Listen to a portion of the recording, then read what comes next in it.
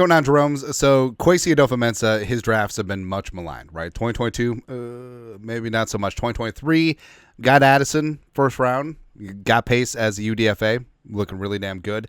But the 2024 class certainly is interesting, and it's one of those classes. Well, first off, draft classes you probably shouldn't judge until like 3-4 years down the road, but this one especially because you got your future franchise quarterback JJ McCarthy, number 10 overall, highest drafted QB in team history, traded up to go get him, and then Diamond Dallas Turner. Kwesi working his magic, getting back into the back end of the first round and then moving on up. Yes, using up a lot of 2025 draft capital, but it is what it is. Now, yes, early returns on Turner, good. Seen flashes, but didn't make the huge ass impact as a lot of Vikings fans wanted. But we're into crock pots, we're into slow cookers, we're into smokers, just like low and slow. If you're looking, you ain't cooking, as opposed to just microwaves. No, fully all in on Diamond Dallas Turner for the future, but of course we'll get to that. And of course, with the thrill coming, so Will Reichard, I mean, he looked like an all-pro at the beginning. Missed a couple kicks. Had some injury, maybe it was confidence, don't know, but he will certainly get right for year 2. So take a look at how the 2024 draft class as well as notable UDFAs have done. Now, I mean, like I said, Kwesi's pretty damn good with the UDFAs, looking at Ryan Wright and Najee Thompson, as well as Ivan Pace Jr., and now He's got some other ones, but we'll get to them. So up at the top, J.J. McCarthy, IR, knee, meniscus, but has been in the meeting rooms. I was on the sidelines, had everything going on, which is only going to benefit him moving forward. Plus, it's going to be his team. Sam Darnold, slinging Sammy Darnold, aka America's quarterback, probably not going to be back. Turner, so had 20 tackles, 3 sacks, and interceptions rookie season. Only played 310 snaps, roughly 25% of the Vikings' defensive snaps. But here's the thing too: if you have a rookie class that's playing a lot of snaps, generally that means your team isn't very talented. Right, and they talk about all these generational draft classes of various teams. It's because the existing team sucked ass. That's what happens, man. And I know people want to piss Simone Dowser. Oh, what about Jared Verse? Oh, what about Leatu Latu? What about him? Turner's 21, learning a new position, one of the most complicated schemes out there. Plus, behind 2 starting Pro Bowl edge rushers in AVG and Jonathan Grenard, plus Patrick Jones' second career year. Hottie Ward also got a ton of snaps. Flores loves him because he's really good. But Turner, when he was on the field, he was making plays, man. And you see just that speed off of the edge, that bend around the corner. It's fantastic. Plus, he was never asked to cover at Alabama, but he's dropping and he's doing some damn good things. So I'm very bullish on the future of Diamond Dallas Turner. And they got Khyree Jackson, rested in power, dedicated the season to him, and the memory's going to live on, especially with that DB room, especially with Diamond Dallas and Will Reichard, who were teammates with Khyree at Oregon. Same thing with Takitami, and the kid was impactful. Like, he wasn't with the team for long, but the impression that he made as teammates and his coaches, that's going to live forever. I'd love to see that. Yeah. 2 6th-round picks. So Walter Rouse only played 6 special team snaps, only got in 1 game against Arizona, but I think that Rouse is going to be the swing backup tackle, and I think that there's a lot to like there. Plus him playing both sides in training camp and preseason, I think they are getting him ready to be replacing Quisenberry as the swing tackle behind Darisaw and O'Neal. And then Will Thrill will be fine. Right, made 38 PATs, then also 20 of 30 on field goals. Now, did have 6 misses in 6 games, but 2 of them were in the Colts game when it was clear that his quad wasn't right. But 8 for 11 on 50-plus yarders. Did shank 2 kicks out of bounds, but he'll rebound, and there's a reason why he's the FBS all-time leading scorer. Like, he responds to adversity, he kicks in pressure-packed situations, and Reichard will be fine.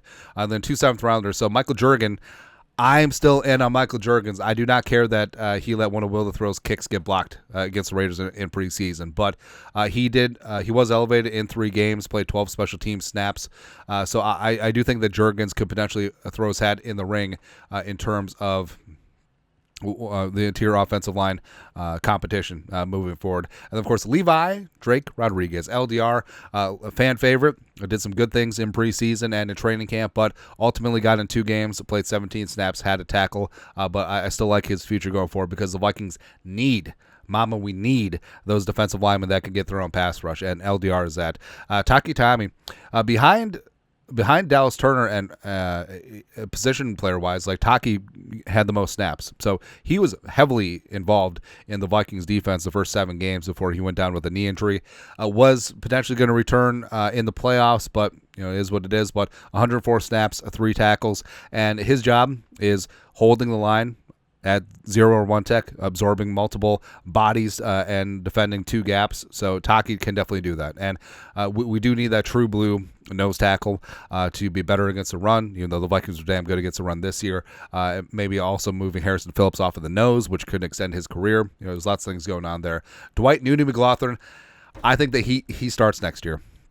I truly believe it. I think the Vikings will do some things in free agency at corner. I think that Mekhi Blackman coming back is going to be huge. I think McLaughlin is going to state his case for starting next year because they're probably not going to bring back Gilly, probably not going to bring back Shaq Griffin. I think that they could bring back Byron Murphy Jr., but Nudie just has the instincts as well as he studies his ass off. Like he puts in that work, stays after practice, doing some things with Murph. It's fantastic. He's in that film room.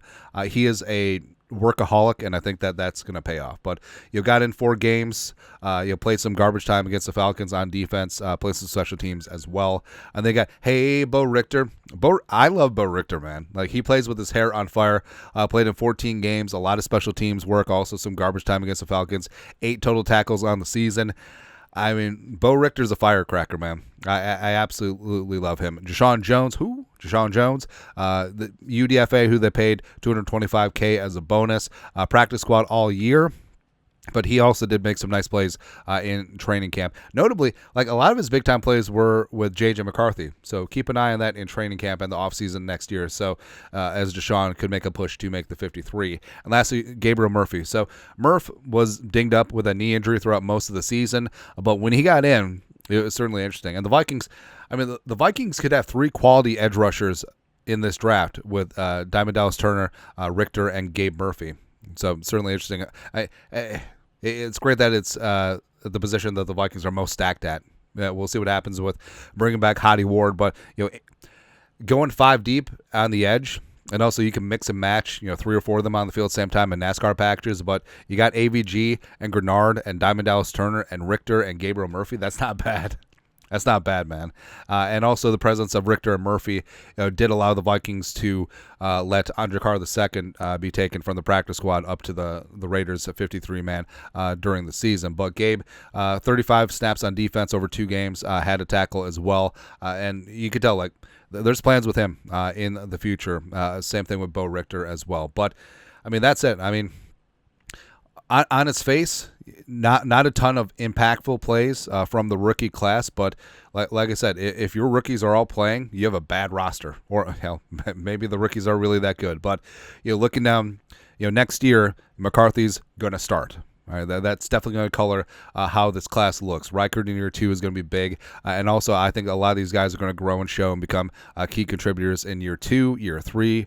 Turner, I think, obviously is going to be a star in a couple of seasons. Rouse is going to be that swing tackle. Reichard is going to be doing the damn things. LDR will get in the rotation. Taki, they already love as a nose. Nudie's going to get in there, and Richter and Murphy. So there's a lot. There's a lot going on there. And I think that, honestly, long-term look, 7-8 years down the road, when McCarthy's on a second deal, same thing with Diamond Dallas Turner. Reichard is one of the best kickers in the league. I honestly think that this could be one of the better draft classes in team history. But tranquillo, patience. Have a little patience. But that's it. Take a look at how the Vikings 2024 rookie draft class looked. Let us know your thoughts, our thoughts, comment section. You guys know what to do. Skull production value.